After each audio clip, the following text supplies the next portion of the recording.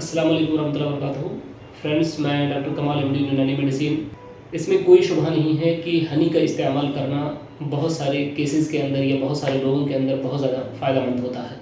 और हनी के अपने बेनिफिट हैं और यही वजह है कि हनी को वर्ल्ड वाइड बहुत ज़्यादा इस्तेमाल किया जाता है। लेकिन ये भी देखा जाता है कि बाज़ लोगों के अंदर हनी का इस्तेमाल करना फ़ायदे के बजाय नुकसान भी पहुँचाता है। तो आज के इस वीडियो के अंदर हम जानने की कोशिश करेंगे कि किन सूरतों के अंदर या किन लोगों के अंदर हनी का इस्तेमाल करना ये फ़ायदे के बजाय नुकसान पहुंचाने का अंदेशा होता है। दोस्तों, सबसे पहली बात तो ये कि अगर हनी का टेम्परामेंट या उसका मिजाज देखा जाए तो उसके अंदर हरारत और यबूसत पाई जाती है, यानी हॉट एंड ड्राई टेम्परामेंट होता है। तो यही वजह होता है कि हनी का इस्तेमाल ऐसे तमाम लोगों के अंदर जिनके मिजाज के अंदर गर्मी बहुत ज़्यादा हो, यानी जिनको हम कह सकते हैं कि सफरावी मिजाज के लोग हों, जिनके अंदर गर्मी और खुश्की ज़्यादा पाई जाती है, ऐसे तमाम लोगों के अंदर हनी के इस्तेमाल से नुकसान पहुंचने का अंदेशा होता है।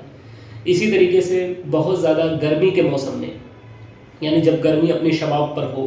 तो ऐसी सूरत में भी हनी के इस्तेमाल से नुकसान पहुंचने का खदशा होता है। इसी तरीके से दूसरे उन लोगों के अंदर जिनको खारिश का मर्ज़ हो, जिनको खुजली की शिकायत हो और ये ख़ास तौर पर ये खुजली गर्मी के सबब हो, यानी बॉडी के अंदर जो खुजली के या इसी तरीके से इचिंग के बहुत सारे असबाब होते हैं, उसमें एक सबब गर्मी भी होती है। तो अगर गर्मी की वजह से किसी के बदन के अंदर खारिश की या खुजली की शिकायत हो, तो ऐसे लोगों के अंदर हनी का इस्तेमाल करना नुकसान पहुंचा सकता है, यानी उनकी खारिश में इजाफा कर सकता है, उनकी खुजली बढ़ सकती है। इसलिए ऐसे लोगों को भी हनी के इस्तेमाल से परहेज़ करना चाहिए। इसी तरीके से अगर देखा जाए तो जिनके मैदा और जिगर के अंदर गर्मी हो, यानी कोई ऐसा इंसान है जिसके मैदे के अंदर या जिसके लीवर के अंदर हरारत ज़्यादा है, तो ऐसी सूरत में अगर ऐसे लोग हनी का इस्तेमाल करते हैं तो फिर इसके नतीजे में फ़ायदे के बजाय नुकसान पहुंचने का ख़तरा होता है, यानी उनके मैदे और जिगर की हरारत और ज़्यादा बढ़ जाएगी और ऐसे लोगों को हनी से तकलीफ़ होगी। तो इस तरीके से अगर देखें कि कुछ लोग या कुछ कंडीशन ऐसी होती है जिसके अंदर हनी का इस्तेमाल नहीं किया जाता, लेकिन अगर ऐसे लोगों को हनी के इस्तेमाल की ज़रूरत पड़े या अगर ऐसे लोग हनी का इस्तेमाल करना चाहें, तो फिर ऐसे लोग क्या तरीका अपनाएं कि जो हनी के जो मज़रत है या जो उसका नुकसानदेह पहलू है वो कम हो जाए।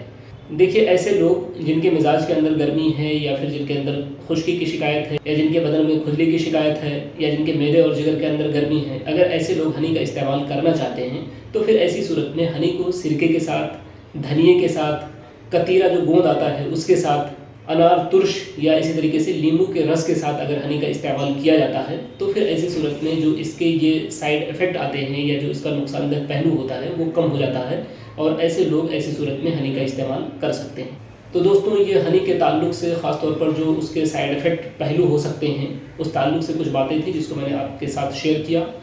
साथ ही साथ हमने ये भी बताने की कोशिश की कि अगर ऐसे लोग हनी का इस्तेमाल करना चाहें तो फिर क्या सूरत हो सकती है, उसको भी आपके साथ शेयर किया। उम्मीद की आपके लिए ये फ़ायदेमंद साबित होगा। शुक्रिया, जज़ाकल्लाहु खैर। अस्सलामु अलैकुम व रहमतुल्लाह।